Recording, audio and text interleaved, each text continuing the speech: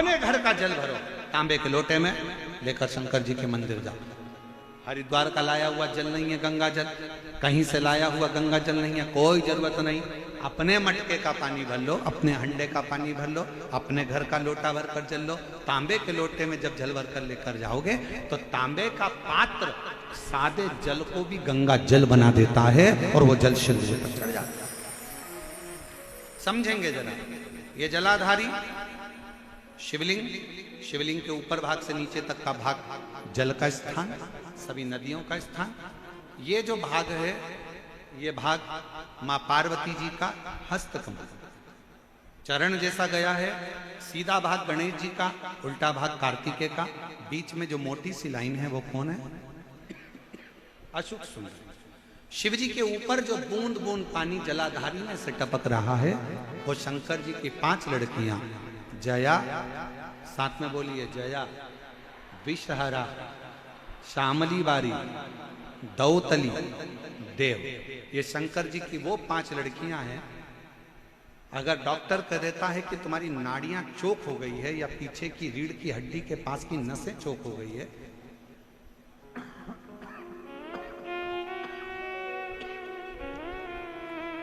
तो शिव जी की जो बेटियां हैं, जलाधारी है जो, वो जलाधारी में जल डाल दीजिए और जलाधारी में जल डालकर उस जलाधारी का स्पर्श दोनों हाथों से करिए और महामृत्युंजय मंत्र का उच्चारण करिए। श्री शिवाय नमस्तुभ्यं बोलिए। जो जल टपक रहा है उसको लेकर कटोरी में 2 स्थान पर बैठकर उसको पीना चालू करिए।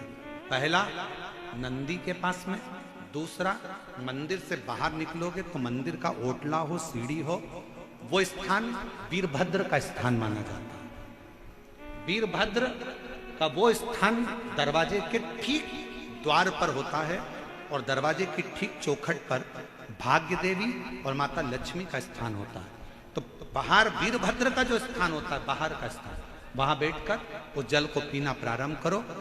गुरिया खसक गया, नस चोक हो गई, डॉक्टर बोल रहा है कि पैरालिसिस हो गया, शरीर काम नहीं दे रहा, तो 2 स्थान का जल आप अगर पिएंगे चढ़ाया हुआ, जया, फिर से बोलिए जया, विषहरा, श्यामली बारी, दौतली और देव, ये शिव जी की 5 लड़कियों का जल आप शिव जी पर वो जलाधारी में चढ़ाकर हाथ का स्पर्श कर कर महामृत्युंजय मंत्र का स्मरण कर कर चढ़ा हुआ जल का 2 जगह पर भाग पीते हैं। धीरे धीरे धीरे धीरे शरीर की नसें खुलना प्रारंभ